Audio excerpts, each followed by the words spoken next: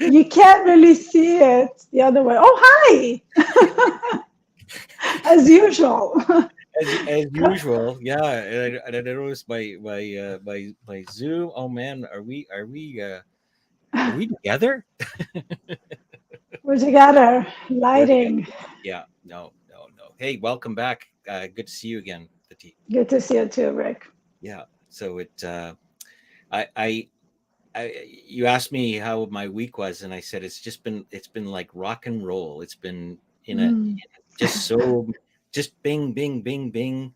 Um, Lots of exciting things happening, which I'll probably share. Not today, but later on as things develop. But how was your week?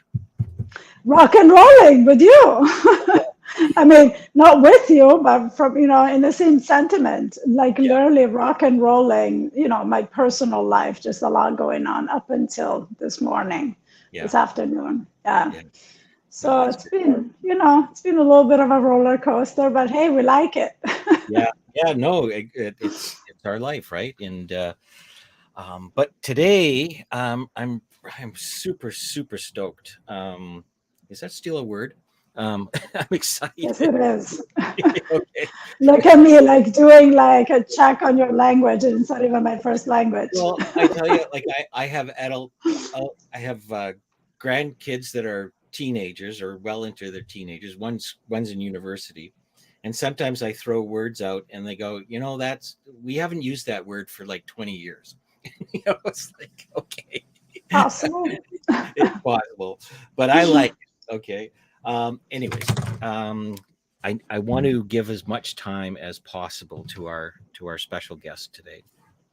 Um, I've known Rob for a little bit, and in the coaching circle that I belong to, and had an opportunity about a month ago to be on his show. He runs a podcast show with the 3PGC, which is the Three Principles Global Community, where he has coaches and practitioners on, and he shares their stories and interviews them.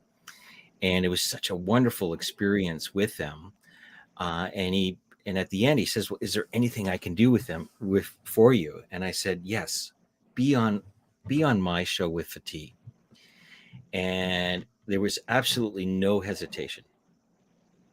And that's the kind of guy this guy Rob is. And you're going to meet him in a bit, but I really want to just highlight a couple of bullet points so we don't have to waste too much time with him going into too much of the background. But from my understanding,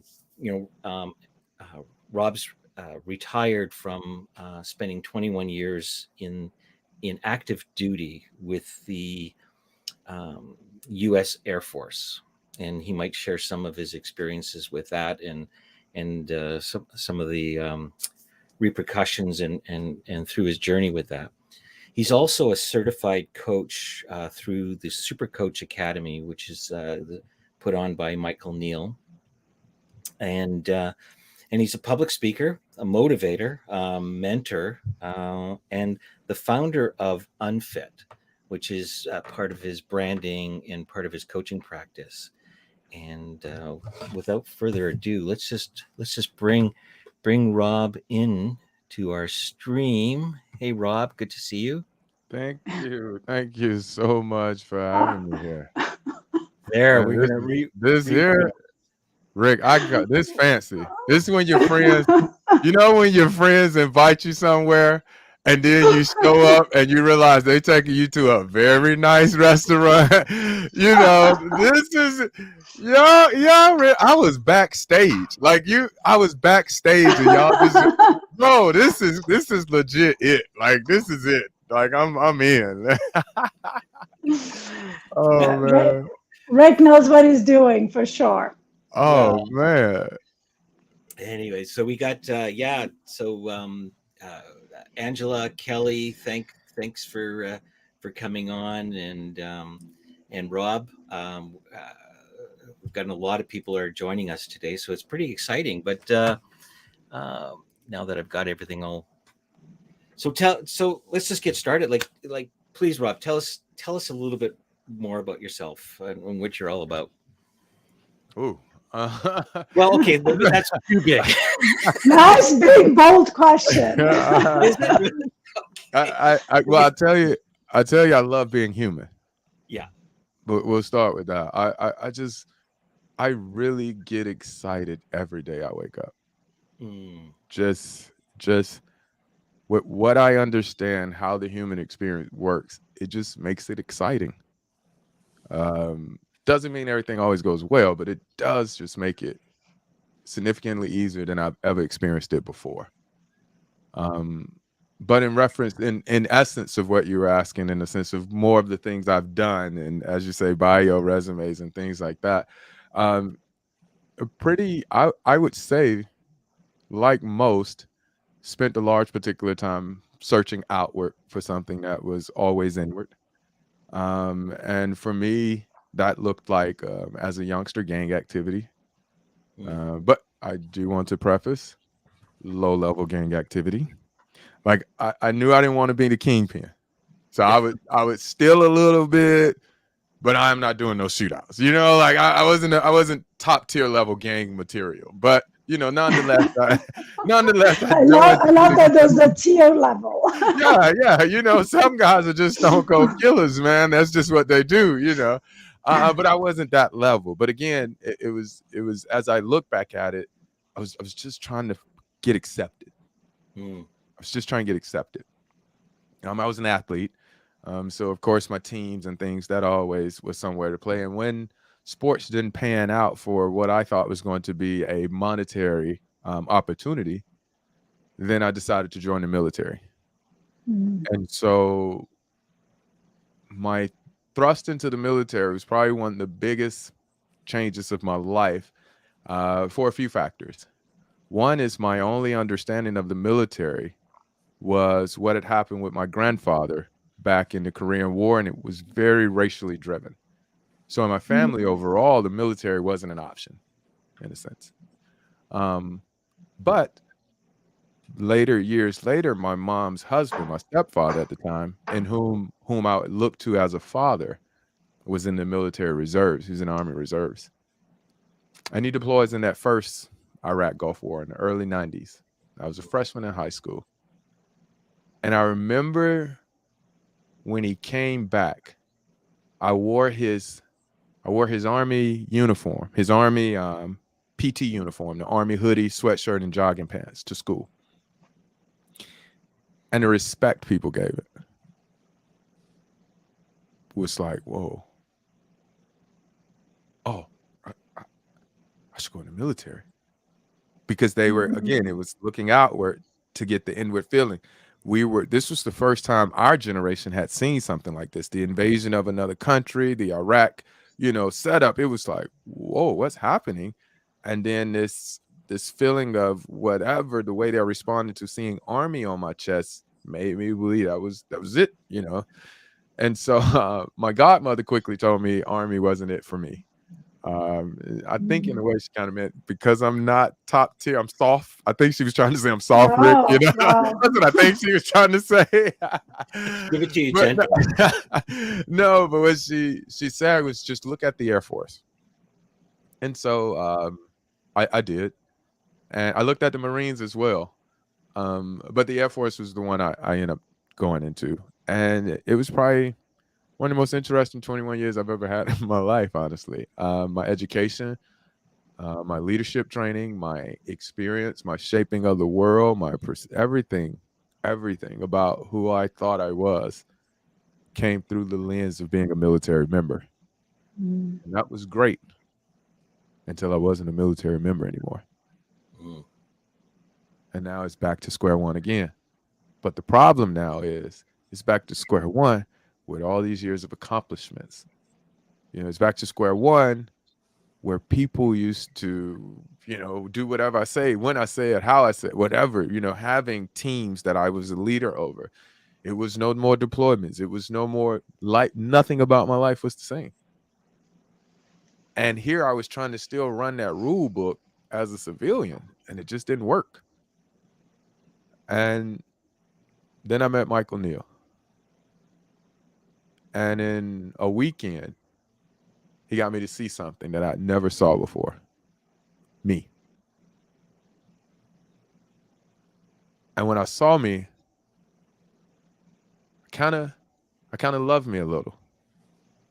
Like I kind of was like, oh that's cool. Wow. And then I spent the next 3.5 years since that trying to fall in love with that guy a little bit more and more each day.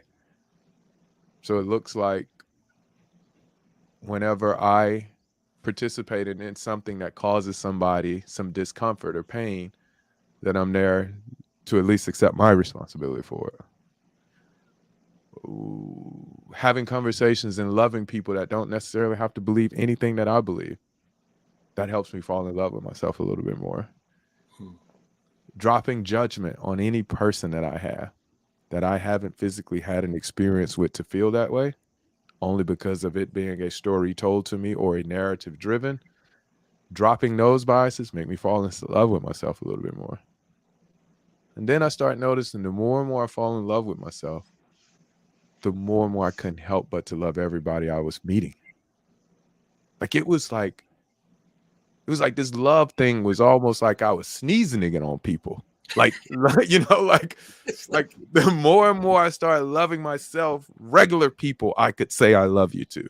Like it didn't have to be these, oh, I've known him for 12 years, her for 15 years. There, and we've been through this together. We've had this, and all that means I could This was like 3-minute conversation in the grocery store and they walking off. I'm like, I love you. Just like having no clue where this shit is coming from,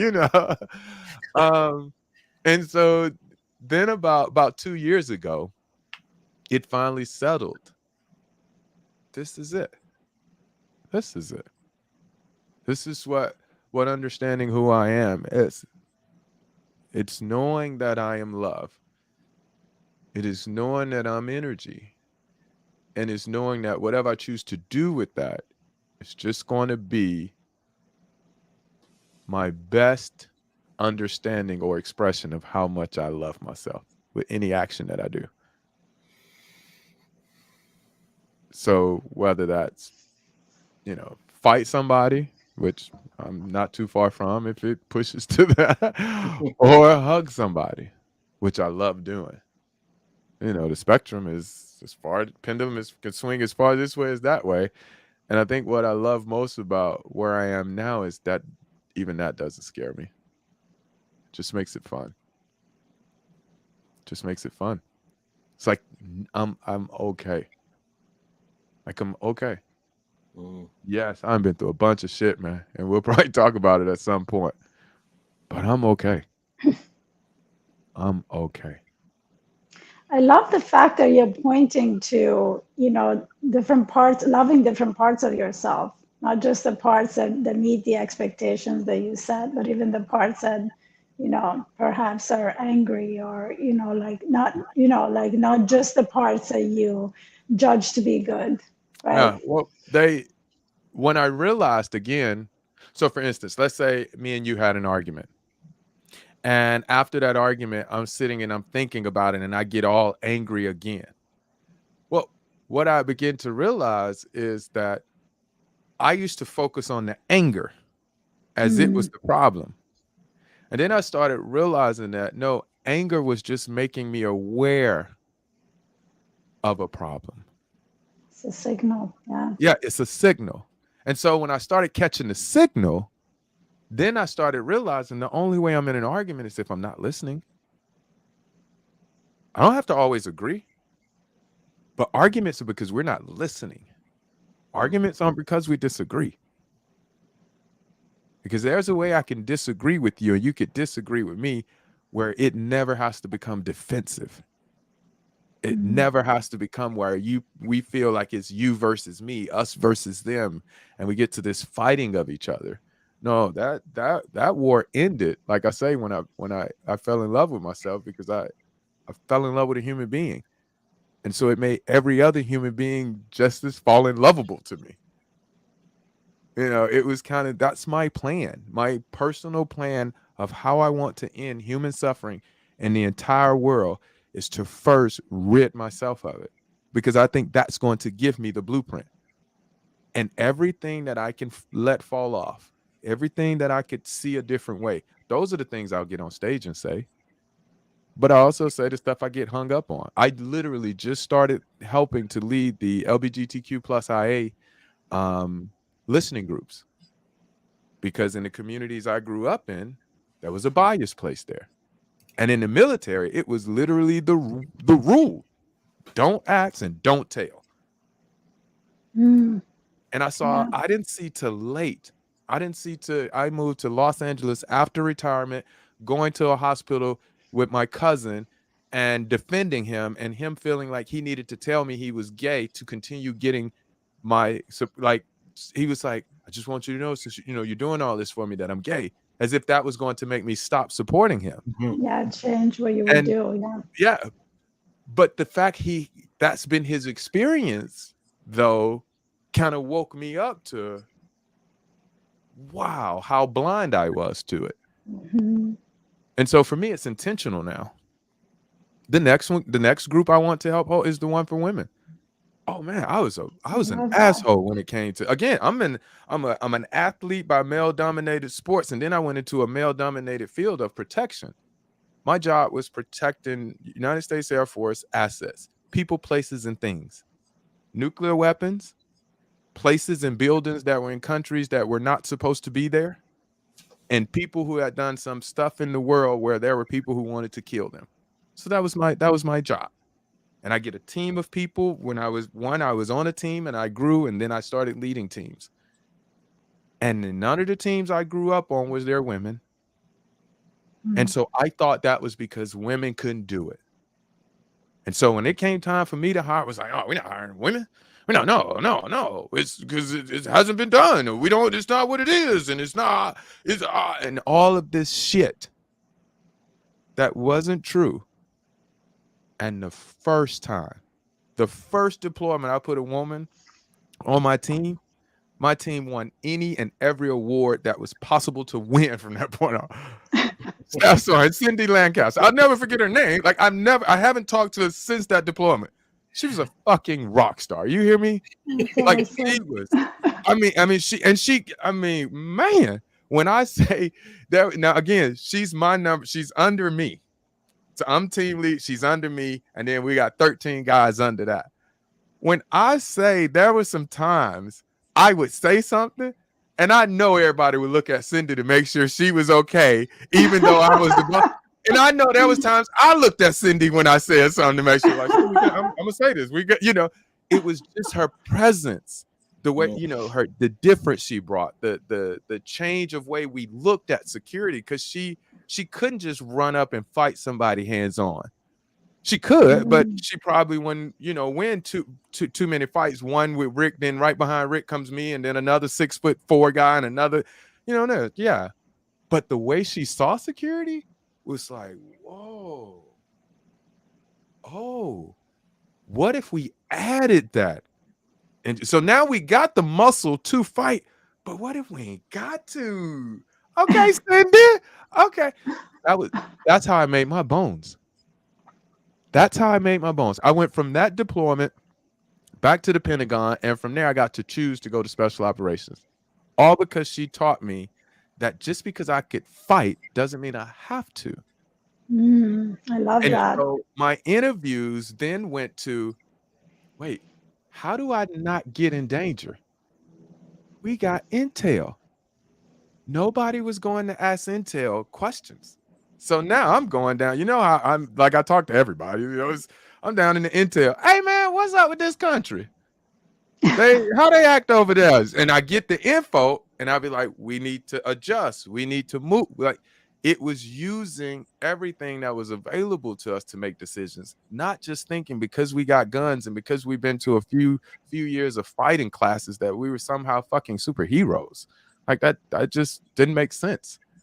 And so that awareness right there was the first time I saw, I didn't know what it was then. It wasn't until later in my life, and that I realized what it was. But yeah, I'm definitely going to lead the banner on how we've placed a glass ceiling over women in a bunch of communities. And yes, there has been strides and absolutely, but it's still there.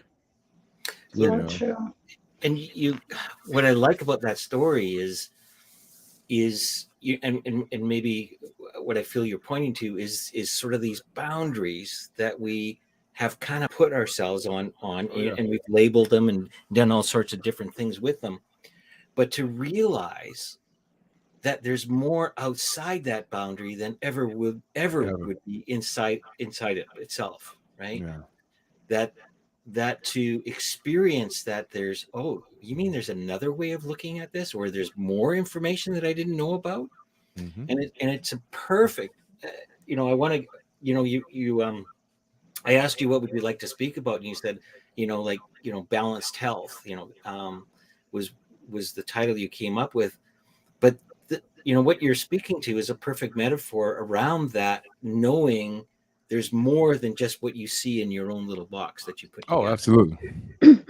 Well, what I'm hearing. It's a little bit like he was very familiar with a certain type of muscles, and she brought in more of a mental muscle, right? A strategic way of thinking, and like exercising power, not from a physical standpoint, right? Which really makes sense with women, and like us not being as physically powerful or strong. Not all women, obviously, but like the way we're built, it's just not the way men are built. And so she brought in her own muscles just in a different capacity. Yeah, she was textbook as far as leadership, because there's two terms we use in the military. Reverent leadership is just because it's your rank, I got to do what you say. Like it could possibly mean I can't feed my family. But then there's Mm-hmm. the informal, where people just do what you say because they trust you're that dude or that girl, and that's what Cindy was.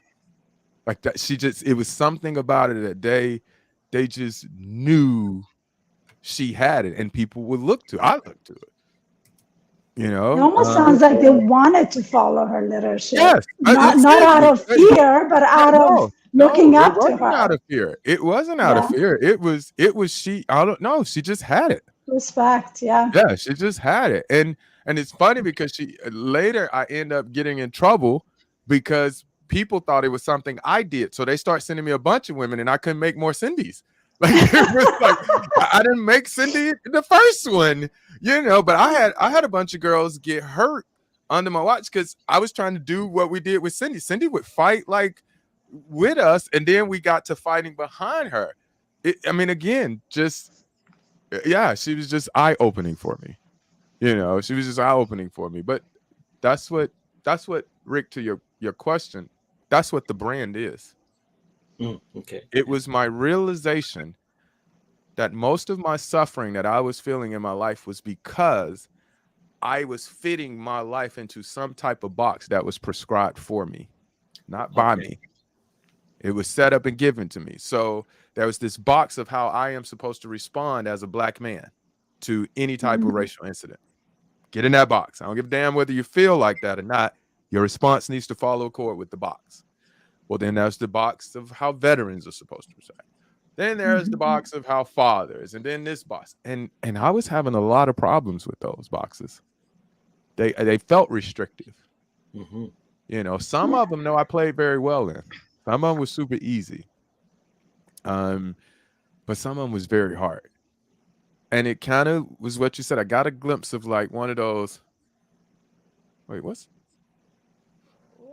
on the outside of the box? Kind of like, wait, is that some?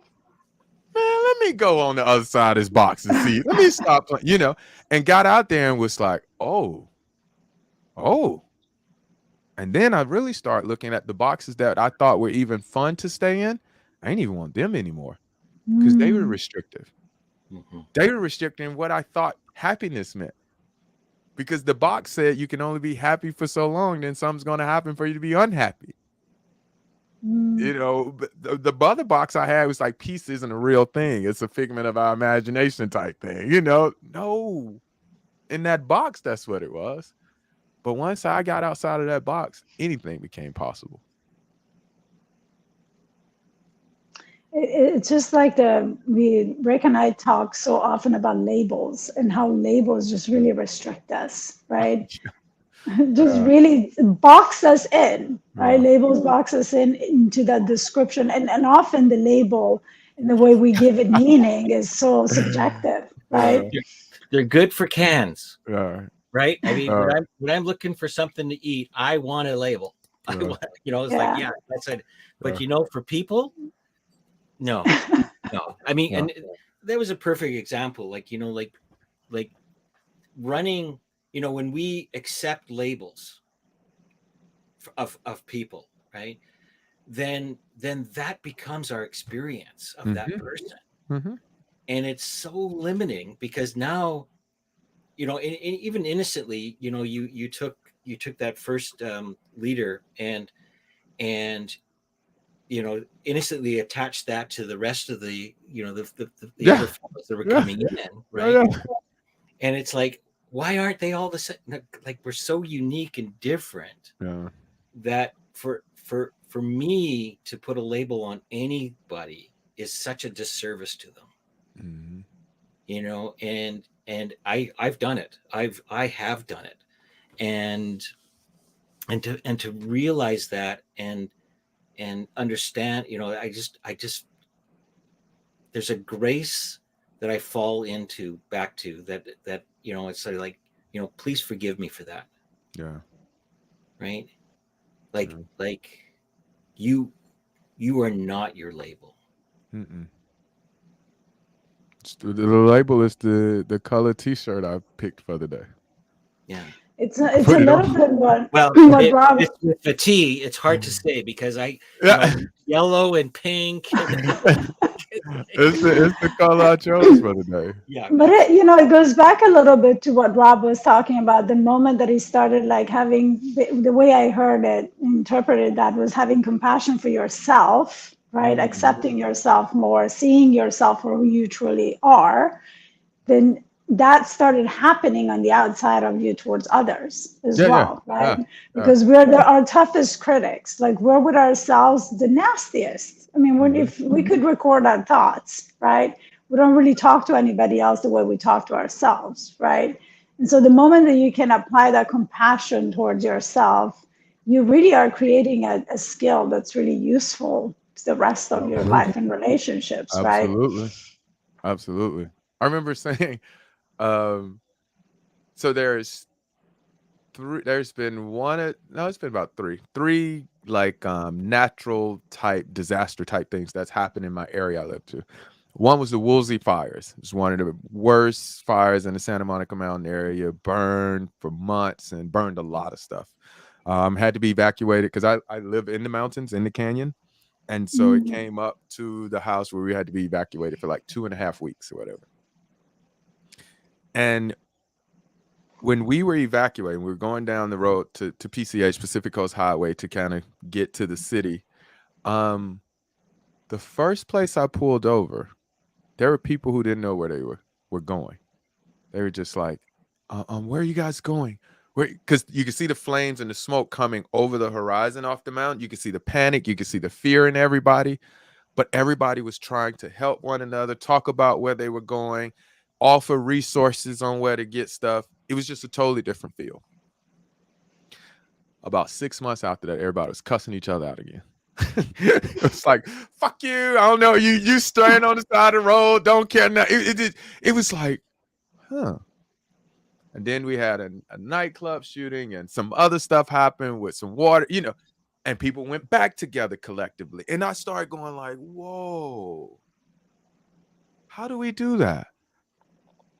How do we drop all layered thinking for a natural disaster to just be on point to support and help one another?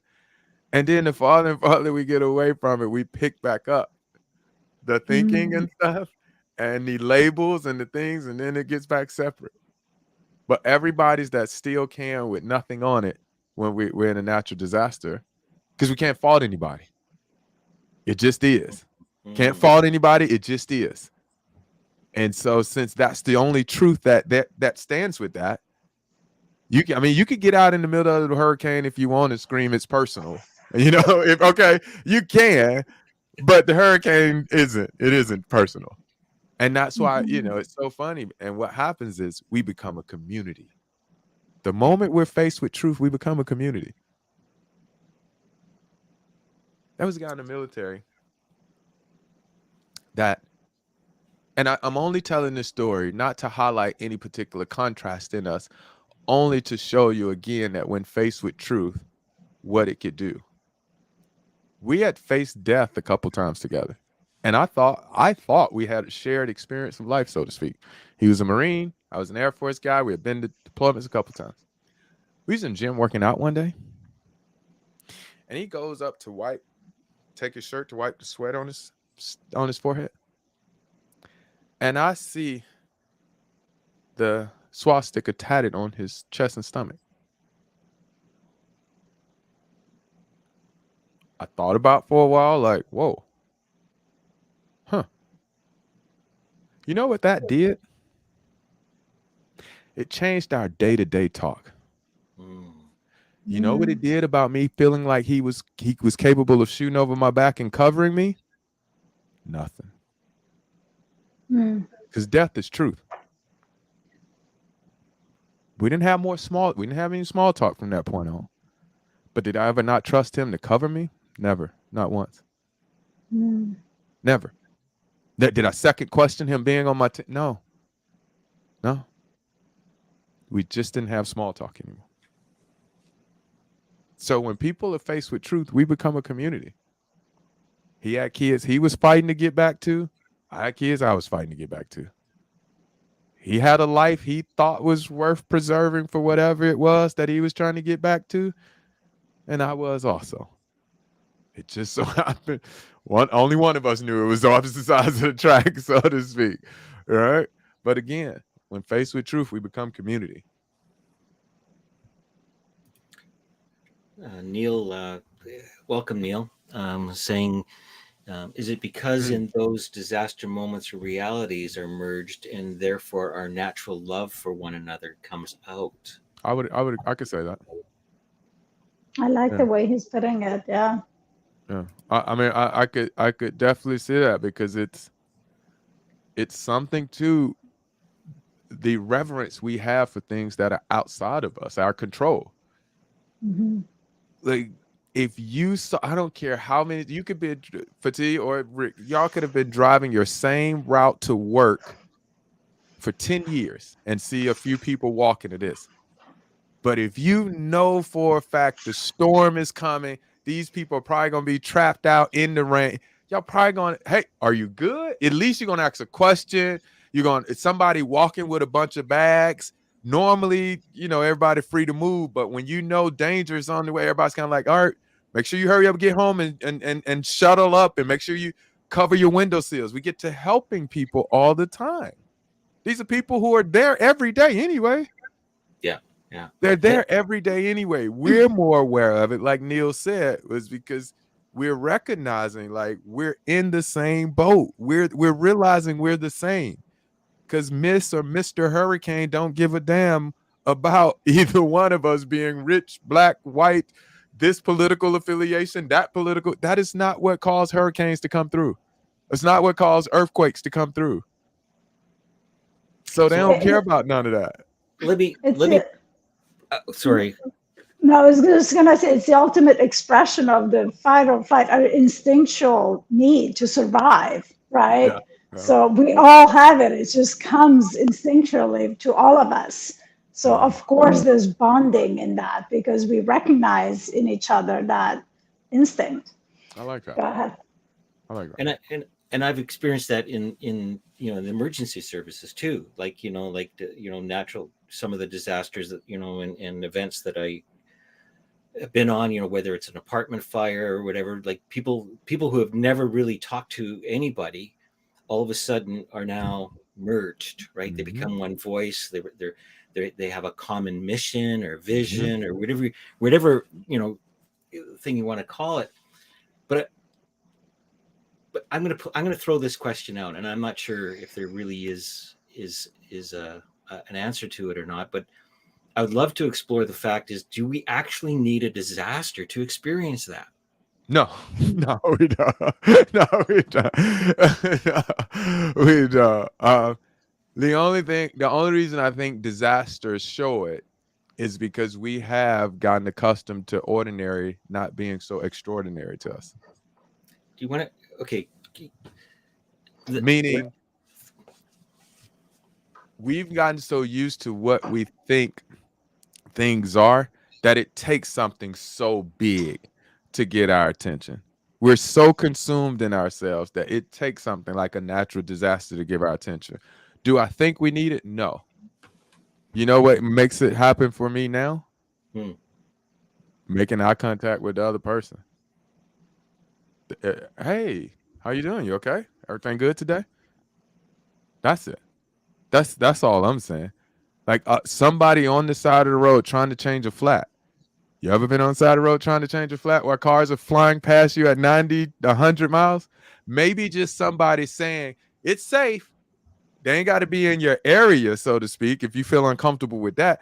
But what about a set of eyes that while you're up under here on a jack with your road to cars going 80, 90 miles per hour, just at least letting you know you're not backing into traffic? Mhm. What about that? That'll help a lot. It's just subtle things, simple things.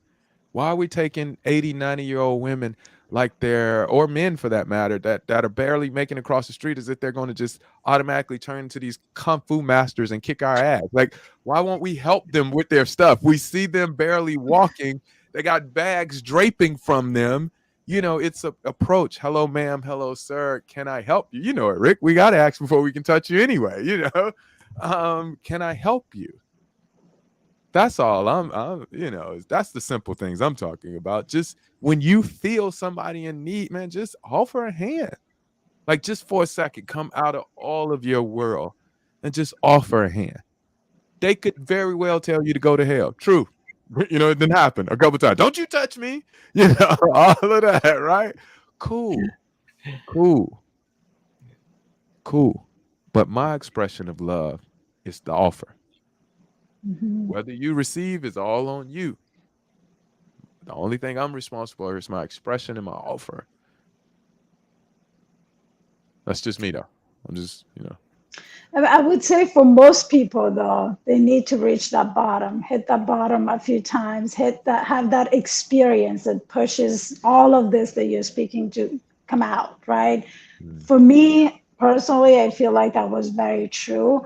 And the moment that that shifted, where I didn't need to hit that rock bottom in order to see things from that different perspective, was because I had gone there before and because I learned from that not to go, that I didn't need to go back to Oh the yeah, yeah, bottom, yeah, right? In order to be and show up differently, right? yeah, But for most people, if they haven't been through something, that yeah. has pushed them to that edge or to that limit, unfortunately, they need that traumatic experience or that tragic experience or that thing that's completely out of their control, right? This Mm, thing called control that we all love to have, right? And the mm, moment that we lose it, we fall into this fight or flight, wanting to like control that piece of it, right? mm, And so in my experience, most people do need that because the tendency is to go back to what's familiar, the habitual way of being, my usual self, and what gives me this. I'm going to use the word false sense of safety because what mm. feels safe to us is not necessarily always what is safe for us, right? It's Yeah. just what feels familiar, and therefore we associate that with safety. So unfortunately, as much as I would like to, it would be amazing if everyone could tap into this Yeah. without going there. Most people cannot tap into it as quickly as someone who has been there before may be able to, just because they don't have that experience I, in I can there, I can tend right? to agree with that. Yeah, yeah. It's something if I drive to Rick House once a year and you drive to Rick House 365 days a year, you're going to be a Right? lot better Yeah. at getting to You Rick's don't, house you than don't, I you am. don't need the navigator, Yeah, right? yeah. You're going to be much better at getting to Rick's house. Yeah. But I Yeah. don't even want to make it seem all negative in the sense of what I mean by that is also positive. Like I became aware for me in my life that no matter what I set up as an accomplishment, a goal, an achievement, or something I'm passionate about doing. When I came to the realization that that's going to be fun to do and cool to do or whatever, but my realization was the fact that the feeling I think I'm going to get at the end of accomplishing this thing or getting this goal or having this is actually present in me before I start. Absolutely. So I done made up a little nice playground for myself of you're going to work 3 years at this job, and after you do that, you're going to feel great about yourself because you accomplished it. I could feel great from the beginning. Yeah. And since I Yeah. can feel great from the beginning, that makes the 3 years a totally different experience. So Right? true. There are narratives that I can run through my mind right now and get quickly pissed off about. Easy. Easy. All right. Until I remember they're like watching movies or reading books. You know, I stopped forgetting as much. You ever watch scary movies and got Mm-hmm. scared? You ever watched a scary okay, let me ask you this. Have you ever been to a movie theater, watched a scary movie and got scared? Oh yeah. I don't. How? Yeah, I don't think I have. How? I've, How did you because you drove to the movie theater, correct? Yep. And in your case, you rented the movie. Yep. Right? You both were aware it's movies.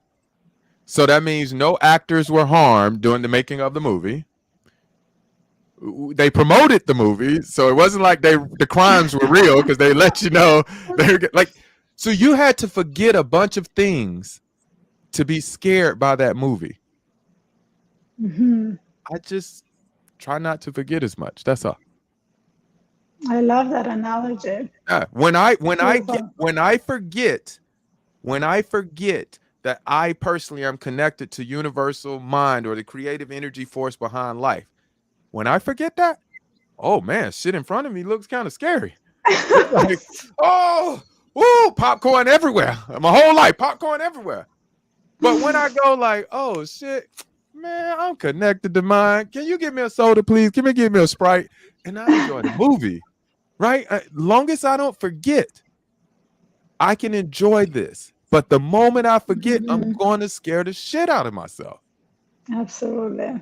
Well, and even like you talk about some simple examples and about the roadside things like that, and I don't think we're suggesting that people need to do grandiose gestures, but No, my experience just recently, going to grocery shopping and and I had to return something and there was nobody there. There was nobody there. I was first in line. I got right up there and started to do the process of returning this item, and the lady said, well, you're going to have to leave and go get this other thing and do something different, right? So but come right back and we'll look after you. Well, when I came back, there was a lineup, like unbelievable.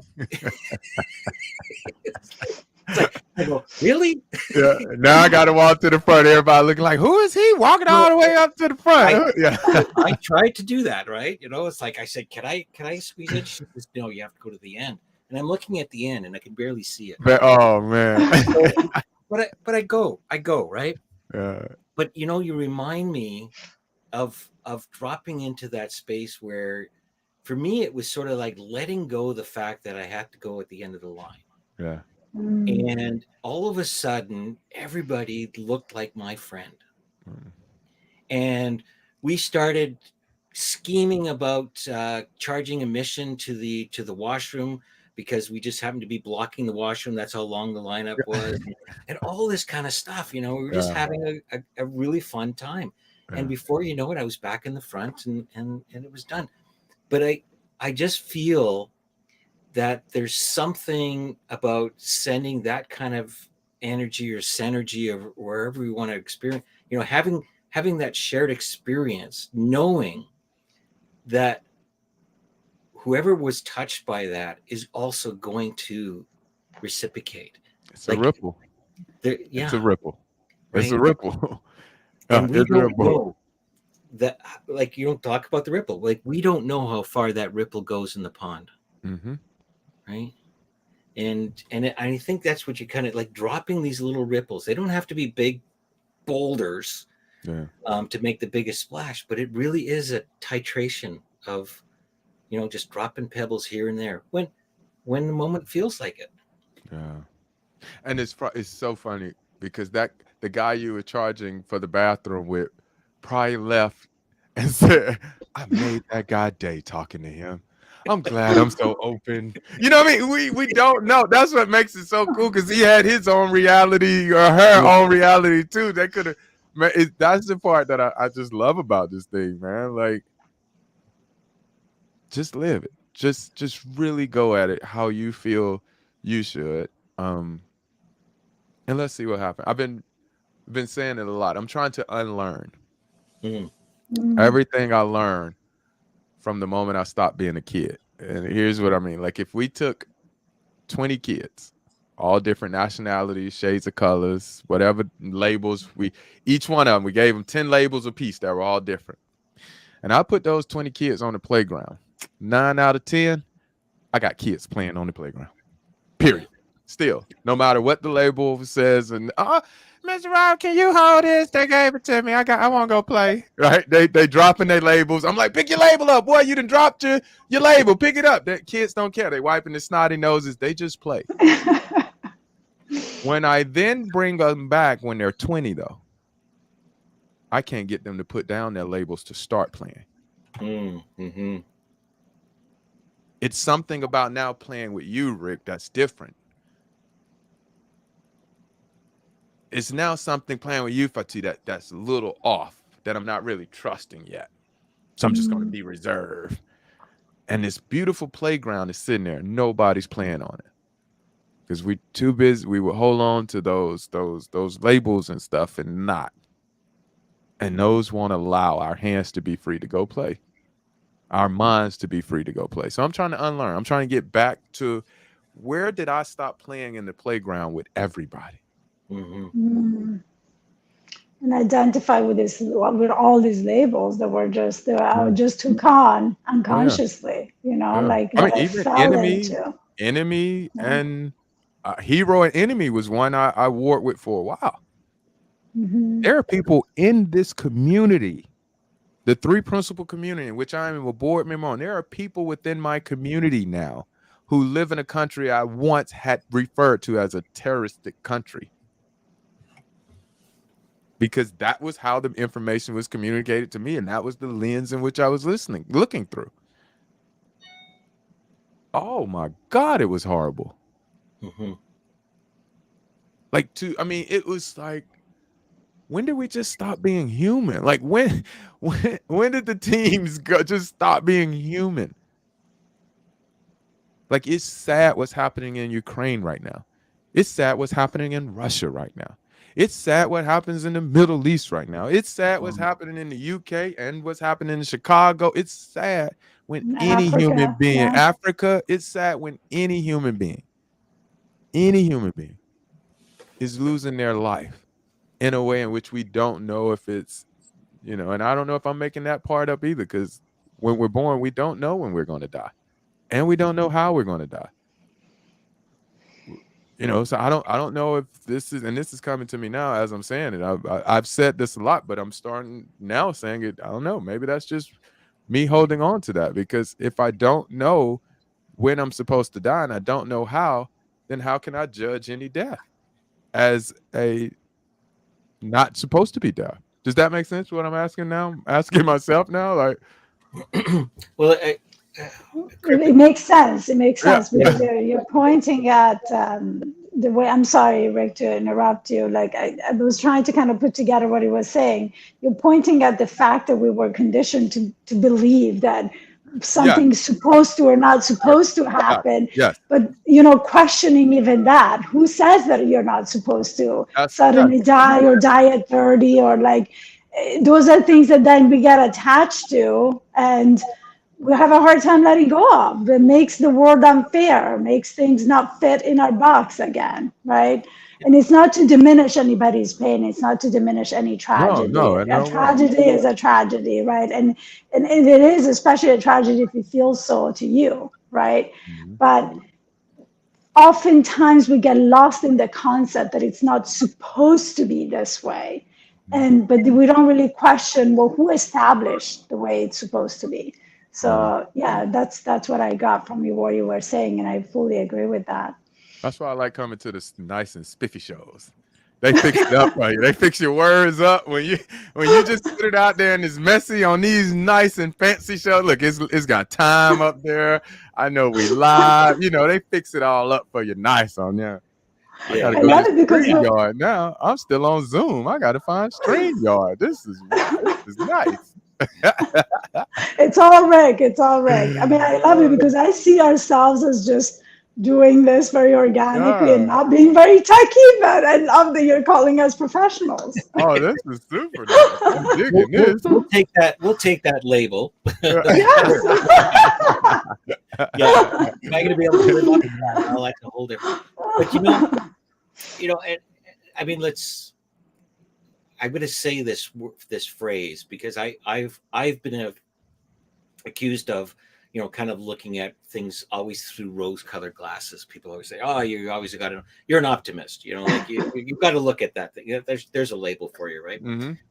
But I watch the newsreels of what's going on in Ukraine, and you can see there are different experiences happening out there. Like not everybody is experiencing it the same way that I think.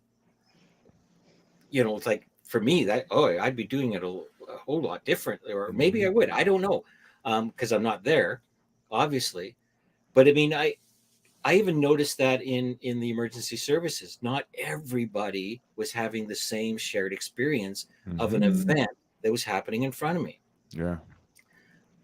And there's something about that points to, I think what you're pointing to is, like even the kids, like, so where is the disconnect? Where is the from being childlike and then being told you must get real now because you're an adult, and the heaviness and that comes with that, or the perception that I must get real now, like because there's bills to pay, there's things, food, you have kids, whatever else you want to add to those particular layers.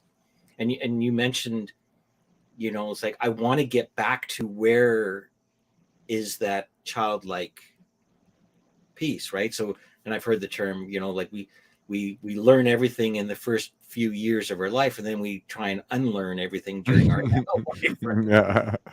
Yeah. But could you speak a little bit about the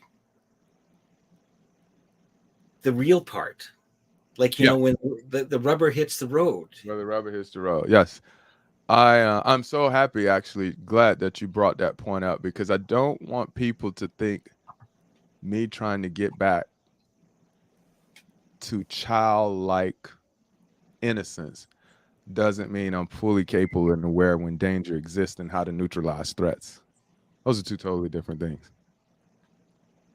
Like if ever a time it hits me that I got to be what they trained me to be for life, for preservation, for family and friends, that's what I'll be. It's just me not walking around with it, amping it up for me to show you that I can do it. I never want to fight a human being again. I've been in a bunch of fights. I've been laughing earlier. I was thinking the other day about the fights I lost, right? I was going through those. And it was time that was so bad. Like, Rick, I'm talking about some straight ass whippings. Like, there were some guys that just straight up beat my ass. It was like, I ain't have an answer for it. I ain't have a clue, right? But because I fought a lot, just learning practices as a protection agent. Not this was, and the military. But I remember learning that everybody gets hurt when you fight. Everybody in the fight. Everybody gets scratched who's in the fight. And I ain't like getting stretched. And it was like, I can fight. I don't have to. Same thing with Cindy, Yes, I am Black. Yes, I live in America. Yes, there are racial issues.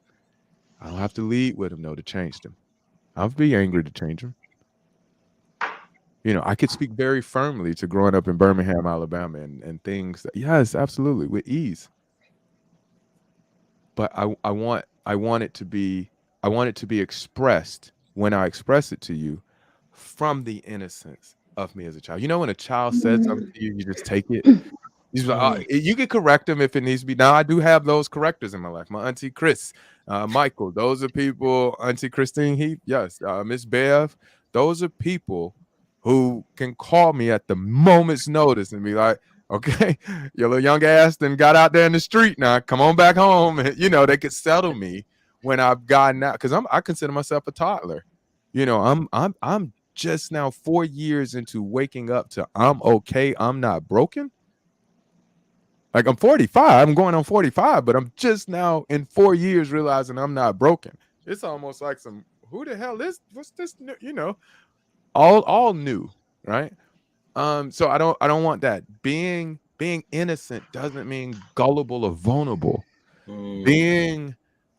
Being open to having conversations and pushing boundaries and things like that doesn't mean you just walking around waiting for somebody to rob you or something. No, I remember that. We're kissing everyone. Yeah, you know what I mean? Yeah, like, I remember I didn't smile for years. I didn't smile for years because, I mean, the homies used to say, man, stop all that fucking smiling. You know, folks gonna think you're a sucker. You know, some folks gonna try to, and what they were saying though now is because you're part of this gang, that person thinks you're a sucker, fights you. Now we got to fight them. Like, don't create unnecessary fights. And your smiling does that. You know, it's those things. It's just because I mean, I'm always trying to get people to start any experience before they grab any label, before they grab any identifier, any preference, any. I'm trying to get everybody to just start from childlike innocence, and then see when you put the label on what it looks like this. So, like, I know I'm blessed with 9 grandchildren, and That's a and lot. I know. I only got 2, bro. You got me. Yeah, and I'm not trying to catch you. I got 2 right now, and I'm good. I'm bragging, okay? And 2 of them are very young, very Yeah. young. And I think the other one, the youngest is 18 months, and the other one's about 3 or 4. And my daughter will correct me on that, I'm sure. But you know, what I experience watching them learn and navigate the world around them, it's, although 21 months and 4, okay. we now have it. Thanks, Angie. Get it straight, Rick. Set the record straight. Can't be out here with I this. got 9. You got this fancy show, man. You can't be out here not knowing the ages of the grandbabies, man. Come on. You can speak. Make sure you know what you speak. Anyway, but it's so cool to sort of watch them, how they test things, how they explore, how they get frustrated when something doesn't seem to be kind of, and then they let go of that, and then they try something different. And one of the coolest stories I heard from my daughter this weekend was Liam, that's his name, got together with a new friend, and that friend had training wheels on his bike, and Liam doesn't have training wheels. And as they were getting together, Liam, you could see, I don't know what the dialogue was, because they, 4-year-olds, how they speak, but next thing you know, Liam is giving him his bike with no training wheels, and then teaching him to ride with no training wheels, like teaching him. And there's no pretense, there's no labels. Oh, you're a kid with training wheels, it's like, right? It's sort of like, here's something that I'm experiencing. How would you love to have that same experience? And let me help you have that experience. I mean, and the willingness of the kid that was on the training wheel bike. Absolutely. Because the training wheel bike is a lot safer. You're asking me. Oh yeah. Think about it. You're asking me to get off my safe. I ain't hit the ground. Your knees all scapped up, Liam. Maybe if you had training wheels, So Liam asked him to come from a safe environment. Yes. The Yes. only reason that kid would step from a safe environment was because Liam and him connected at a human level. At the human level. Nobody is voluntarily leaving what they appear to be safety for something else unless they trust that person that they're with. And Liam got that at 4 or 21 months. Please, Angie, I want to get it right. I want to get 4. 4. Okay. But I'm No saying training wheels. 4. he had to. That other kid too had a decision to make. Yeah. He had to. It was something about the way Liam was saying, "No, trust me on this. I got you. Like, feel me on this." Like, and that kid looked at them training wheels, looked back at him, and it's like, "We can go faster." Okay, look again. He's okay, and all right. And then he tried it, and we don't have that part either. So even if we, as coaches or practitioners, whatever, get to wanting to share it, the other person still has to be willing to give up what they Such appear a to be good their point. safe spot Yeah. to join us on this new road. Mm-hmm. Like I just, that's what I love about that story because it shows both sides. Yeah. It's Yeah. childlike in being open and receptive to something new with no fear, with no holding on, screaming. No, I always had training wheels. I'm always have training wheels. No, my mom said training wheels stay on to at least 8. I've seen kids ride bikes that don't need training wheels. Like training wheels are keeping them almost slowing them down in a sense because neither one of the little wheels are hitting the ground. Yeah. But they're just their aid. So. No, I love that story because of that. It's all around both an offer and an acceptance, And a willingness a to willingness. step Yes, a out of willingness both ways safety. to offer Yes. and to accept. Yeah, a Yeah. willingness Yeah. to offer and not. And I love he was offering them something he experienced too. Mm-hmm. Mm-hmm. Like it would have been a different story when they both got training wheels and Liam be like, "Hey, let's take our training wheels off." And he was like, "You crazy as hell? No, man, I ain't taking." Well, I know your grandbabies probably don't talk like this, but I'm just saying, you would be, you'd be like, "No, Liam, no, I'm not." But because he could see, Liam actually saw something else. Like he's actually had a real experience, and that was the place he came from, innocent like. He saw it for real. He wasn't making it up. It was something he experienced. And I think if we stay within that, if we see how that is so beautiful. If you see how we could really, really be by just being willing to offer and accept Mm-hmm. in an innocence. Right? Now, little buddy could have fell over a couple times. We don't know. But again, he was willing to leave a safe place to try something new. I don't know the vocabulary of 4-year-olds that much these days, but I don't think it's that articulate to be convincing people. So he had to be using something else. You know what I mean? It had to be something else at play. Yeah. Like it had to be something else at play. I think the place of experience that you point to, Yeah, one of them. yeah, the lack of any judgment at all or agenda, right? Just a genuine, desire to share this experience with the other kid, right? Yeah, and it doesn't mean anything. It's like did they take I want to ask Angela a bunch of questions. Did they take him off? Did he keep him off? Did he put him back on? What happened to his parents? All that. But no, I just think it's a beautiful story that points to a loving, innocent, non-judgmental offer will probably get someone to walk out of what they appear to be safe to get a new experience. Yeah. Oh, and apparently no more training wheels. No more training wheels. There it is. There we go. Now that's the best. Yeah. When one of those experiences happen, when you point somebody to a new experience and they then get to experience it for themselves and they get the enjoyment out of it, I don't think it's a bigger gift than that in the world. And I don't know what you felt like when you started to learn that riding that two-wheeler is freedom. It's that sense of, oh my goodness, you mean I could go in just about anywhere now? My feelings is actually hurt that he 4 because I think I was way much older. I, listen, I'm just trying to thinking talk myself out of not being self-conscious. I think I was damn 12 when I took my training. Well, no, Liam, probably more like 6 or 7, right? Liam I don't owns even a remember. It motorcycle. was I went 4 though. I know that. I know Liam is ahead of the curve on that one. His smart He's self. Yeah, absolutely, he's ahead of the curve. ahead of the I curve. knew I wasn't 4. I know that. Yeah.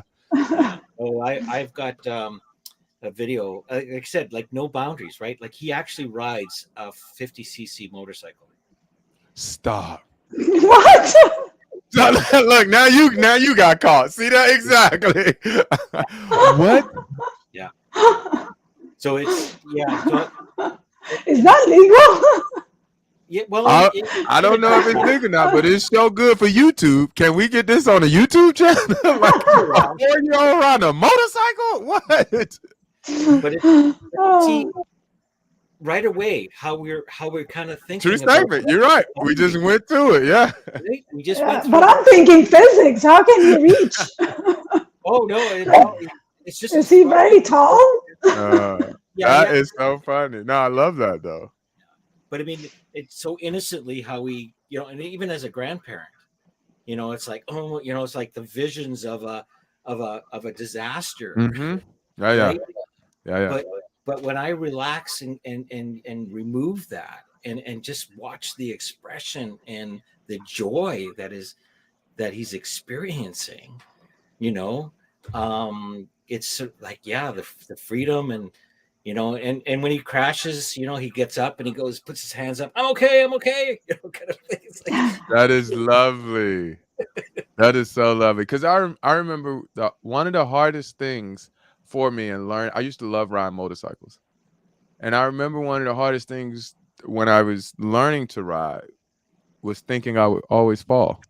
mm, But the reason I wanted to learn how to ride a motorcycle, because I kept hearing all my friends talk about, oh man, it's so beautiful and things you get to see and the stuff. And they never said anything about the falling. So I don't know why that was, in my head, so to speak. And then there was this thing of there's only 2 kind of riders who've been down or riders who haven't been down yet. It was like, and so my mind was like, oh my God. And I rode for probably about a decade. Sport bikes, street bikes, and cruise and things like that. And I was out here one time. I just bought a new motorcycle and I was going down PCH, Pacific Coast Highway. So the cool thing about Pacific Coast Highway is one half of the view of the highway is just the water. It runs all up the coastline, so the other half is water. And I forgot, on a motorcycle, your wheel goes where your eyes go. Wow. So if I wanted to ride and look at the water, it wasn't going to work on a motorcycle. I sold it. About 2 weeks later, I sold it. Because I realized, like, oh, I have a tendency now to start looking at things and just get caught in my, whatever, looking at them. Riding a motorcycle, that would be detrimental. mm. And so I sold my bike after that. But I did get that experience of seeing some things on it that were like, wow. Literally going 173, 74 miles per hour is crazy. Like the feeling like it's going to knock you off the bike and you can only see this much of it. It's so weird.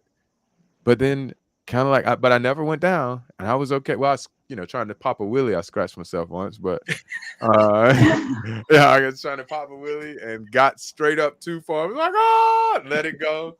I went this way, it went that way type thing. But Oh my goodness. yeah, I let it go after that. But it was something too. And the same with swimming. I'd known someone to die before I ever started trying to learn how to swim. And then I just kind of got off of it.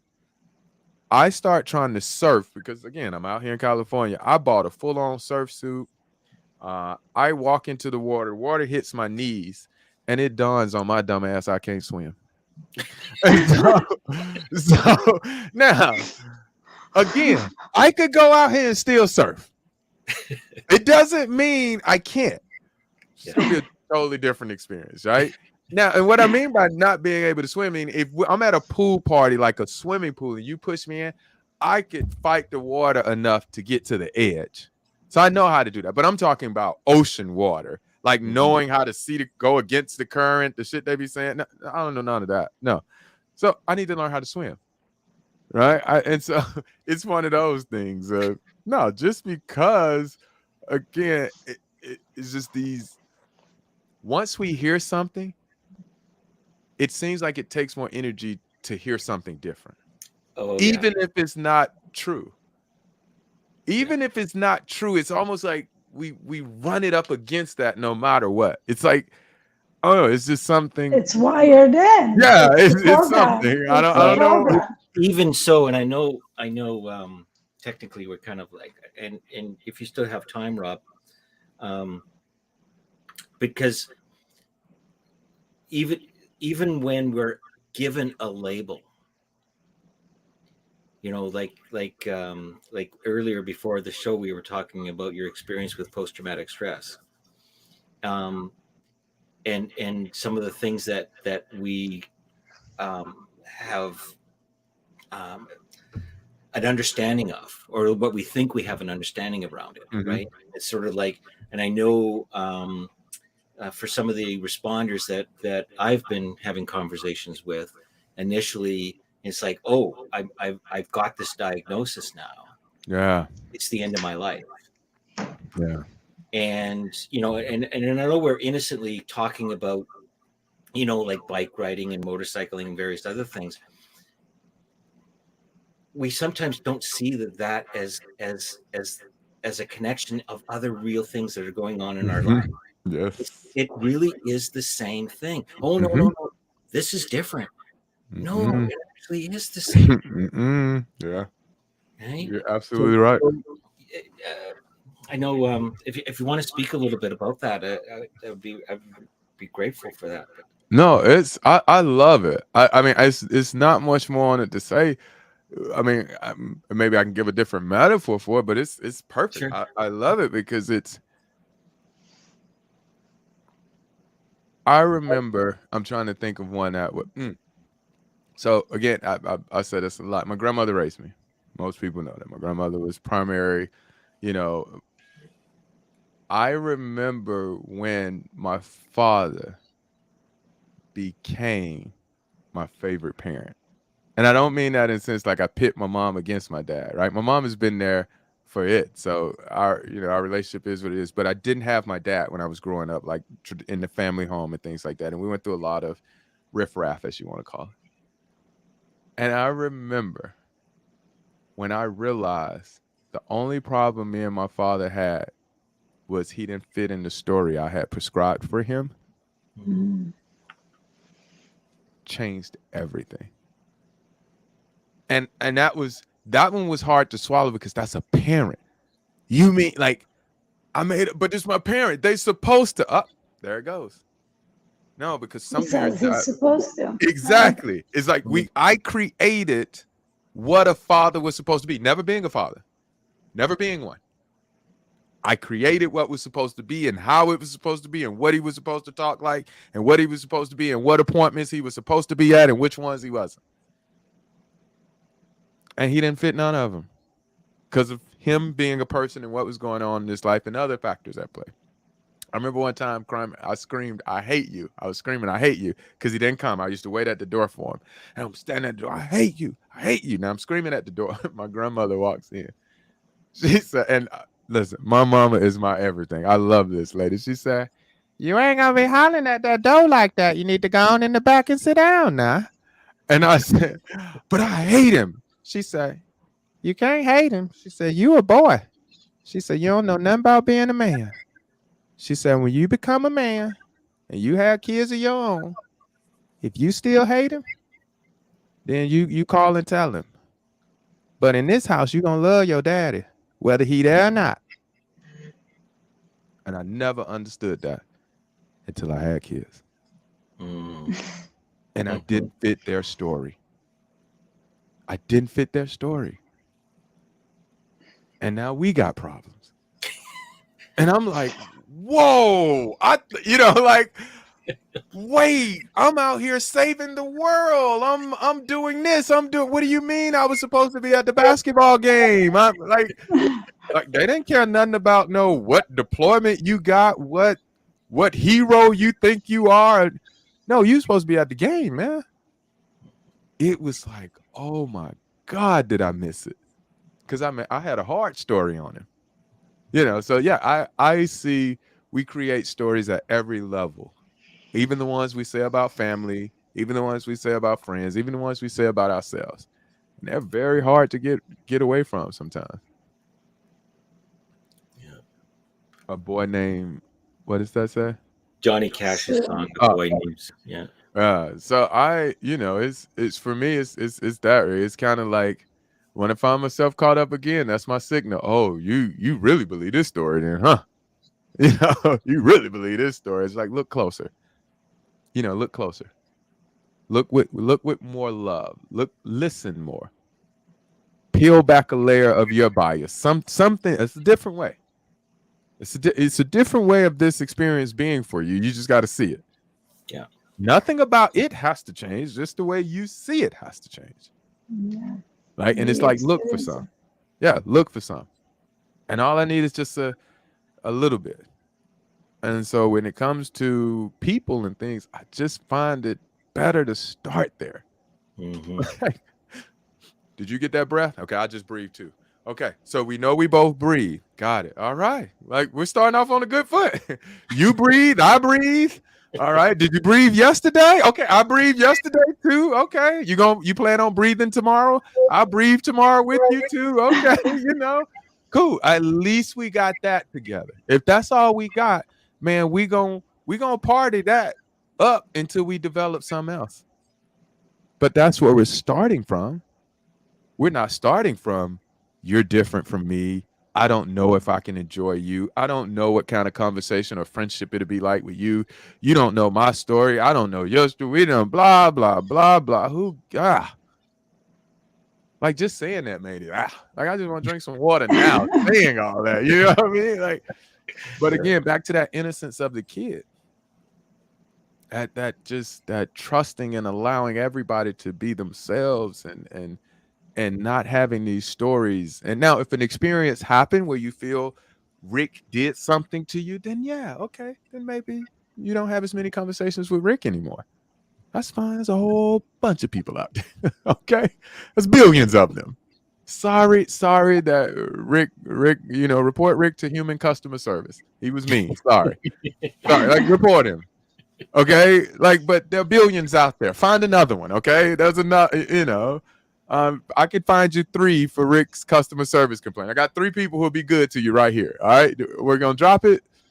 All right, get out of the stories. Just really love life.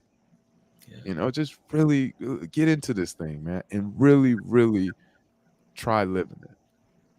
Well, Stephen Covey in his book, I forget which chapter it was, but it was seek first to understand. Yeah. There's so much in that, just being curious around, why, not necessarily like I'm trying to correct. All I'm really trying to do is connect. Yeah. And I can, if you help me understand, what is it that upset you? Like, like, you're obviously not having the same experience. So what is the difference? Like, because I have no idea what you see. Yeah. Was getting into the other person's lens and point of view, right? Yeah. Accepting that there is another point of view. Accepting that your point of view is not the point of view. That's right? A good one. Yeah, that you are one of the point of views. You're not the point of view. That's a story in itself. Yeah. Oh, I know. Man, oh man, Rob, I tell you, like, this has been a wonderful, wonderful conversation. Like, we've, I have a feeling we probably could go on. It's like forever, and we had such a wonderful conversation before we got started too. I wish we had recorded it. We can do it again. exactly. Was that an invite? Was that an invite back? Yes. Absolutely, absolutely. Do you like the way I just slipped it in there, Rob? Some restaurant freeze executives always answer the invite to fancy. Hold on. Oh, You're breaking up now. What happened? You're I was too aggressive. oh, there you go. Now you have a really nice I'm sorry. I got excited. That's what it was. Okay. Y'all invited me back to this fancy restaurant. I started screaming. That's what happened. 100% in New York way. I just assumed that you'll be back. Oh man, It's already done. I've really enjoyed this opportunity. Thank you all so much for having me. Thank you. I love what y'all are doing, talking about wellness, just having these conversations so people can hear anything. Not necessarily teaching points or so, but just to hear something that gives them a what they would perceive to be a better experience of their life. So thank you both for doing that and allowing me to be a part of it on your platform today. I really, really enjoyed it. Kelly. It's just so fancy. The truth is, we're not. It's all appearance. Because I love StreamYard. The times I've been on because of the green room and the things you could do with it. So I love it. So I'm just picking. But no, any platform. If we got to do it by phone, I'll hang out with y'all. But I think regardless of the platform, what I find cool is it's a conversation. Yeah. Right. It's a conversation among friends, and we're just, if it wasn't, we don't have any beers in front of us, but it's just really it's about sharing experiences and having no judgment about it, or not trying to correct somebody or anything like that. But we're just sharing in a conversation. From three very different points of view and backgrounds, and absolutely, places in the world too. Yeah. And that alone should be something that we could take away going forward. Yeah. Right. As an example, like if you're looking for something to do, have a conversation. Yeah. I like that. I like that a lot. That's pretty dope. Yeah. So, so thank you for joining our conversation today. Yes, thanks, Rob. And bringing your wisdom, your experience, and I love some of your metaphors. I'm going to watch this again. I don't usually watch them again. I'm going to watch it again. I love the movie theater metaphor. It was so powerful. Thank you. All right. Well, thank you, everybody. And we'll end our broadcast. Be sure and like and subscribe, and wherever you're watching, either on YouTube or on our Facebook page. But thanks, everybody. And we'll chat with you soon.